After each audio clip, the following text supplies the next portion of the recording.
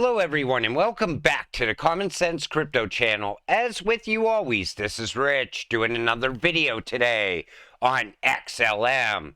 So I hope you're all having a wonderful day today wherever you are in this great world. We're going to talk about XLM. Now right now, most of you know Coinbase and Binance is getting sued by the SEC. A lot of cryptocurrencies are now being called securities, and people are wondering, what about Stellar? So SEC and Stellar, why Stellar is advantageous. Number one, Stellar has some advantages over Ripple that could help it avoid or withstand a potential SEC lawsuit. For one, Stellar is a nonprofit foundation that does not profit from the sale or use of XLM. It also has a more decentralized and open network than Ripple, which is more controlled by its company. Additionally, Stellar uses a different consensus algorithm than Ripple. Stellar uses the SCP, Stellar Consensus Protocol, to achieve high security against malicious acts.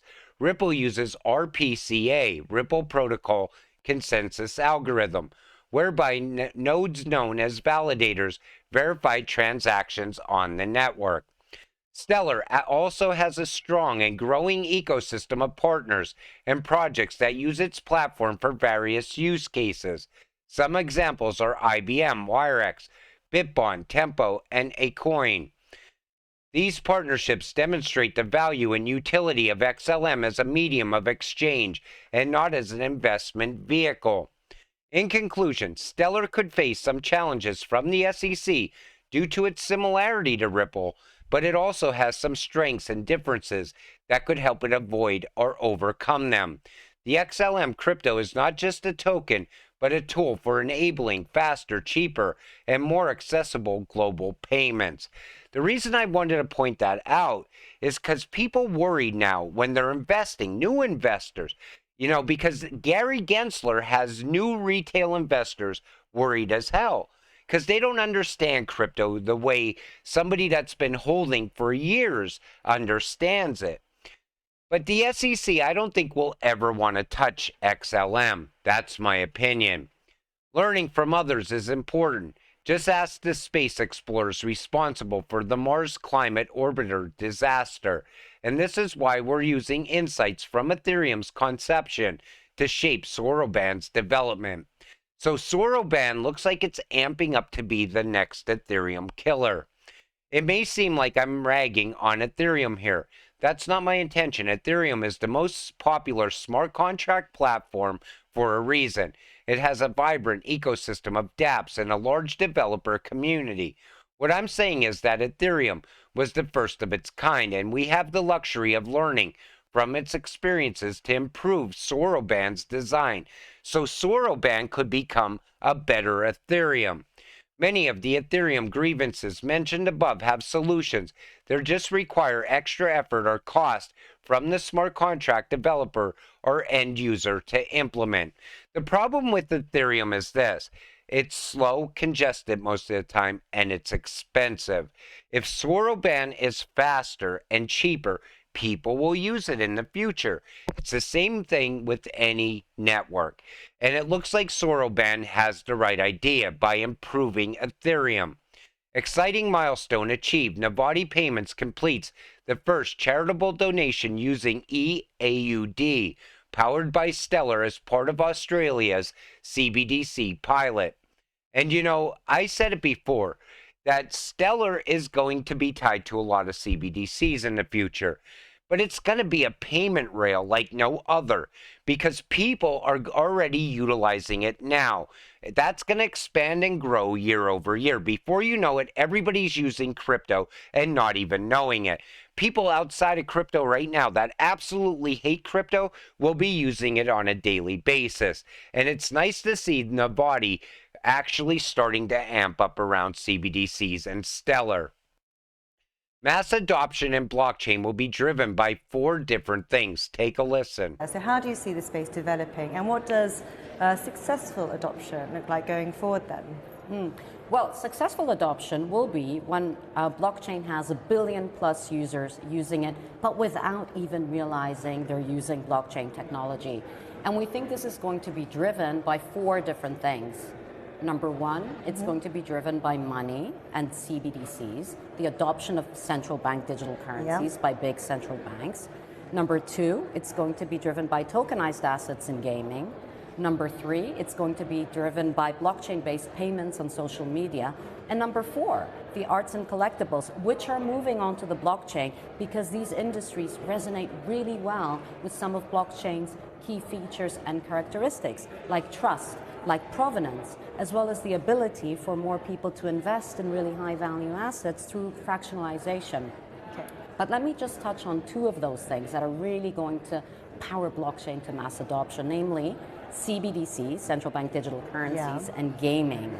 Now, CBDCs, the adoption of these things by really big central banks, we think is really likely by the end of this decade. It is likely we will have CBDC versions, not just of the Chinese currency, but also the Indian rupee, the euro, and the pound.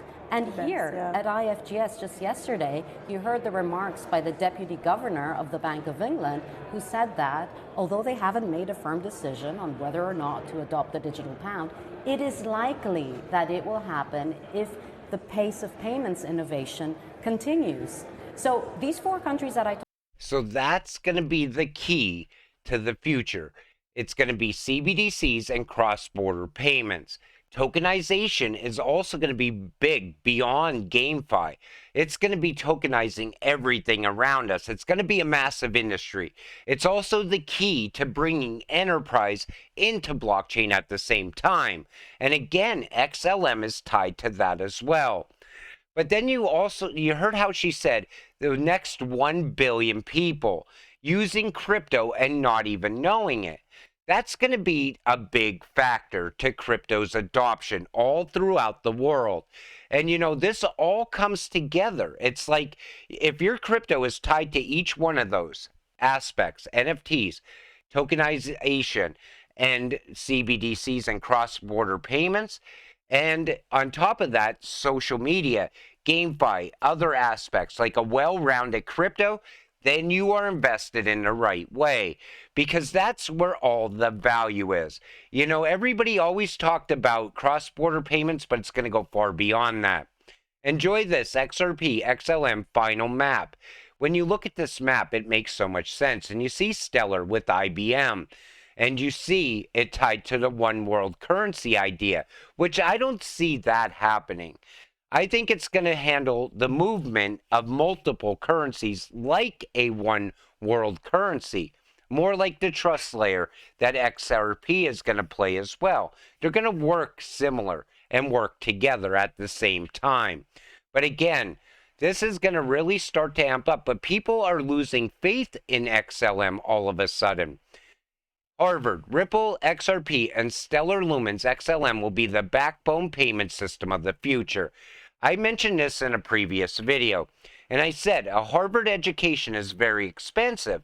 So if they're teaching Ripple, XRP, and Stellar XLM, that's the future. Otherwise, they would never even teach that in a classroom at all. It wouldn't make sense. And then we're going to talk about 5 reasons to invest into Stellar. But I want to touch on something really quick. So like I said, people are starting to lose faith in this cryptocurrency. I think the problem is you're not seeing the projects grow out like you see on other networks. But it doesn't mean Stellar stopped growing. They're still opening up more and more payment corridors all the time. You can't lose faith now. You've been holding it way too long. Hold it to the finish line. 5 reasons to invest in Stellar and its ecosystem. Number 1. Hey, have you heard of Stellar XLM? It's a cool network that lets you send money to anyone in the world, no matter what currency they use. And it's super fast and cheap too. Stellar has its own coin called XLM that you can use to pay for transactions on the network. You can also swap XLM for any other coin you want. That's these things called anchors. That makes it easy. Any other coin you want. Working like a one world currency, but swapping out multiple currencies at the same time. Stellar is not just for big banks and corporations. It's for people like you and me who want to have access to financial services, especially if we live in places where banks are not reliable are available. Soon that's going to be everywhere in the world because the banks are literally falling apart and being consolidated. Stellar also lets you create, send, and trade all kinds of crypto assets on the network. You can use smart contracts to set up rules and conditions for your transactions. Stellar's smart contracts are powered by Soroband, a Rust-based platform that is simple, scalable, and secure. Soroband works alongside the existing Stellar blockchain and allows developers to use familiar tools and frameworks, so they make it easy to build. So hopefully we see a lot of building start to happen on Stellar. Stellar is backed by a strong community and a nonprofit organization called the Stellar Development Foundation. The SDF helps keep the network running smoothly and gives out lumens to projects and initiatives that support financial inclusion and innovation. You know, there's a lot of other reasons to invest into Stellar, but you need to continue holding XLM if you already hold it. You're almost there.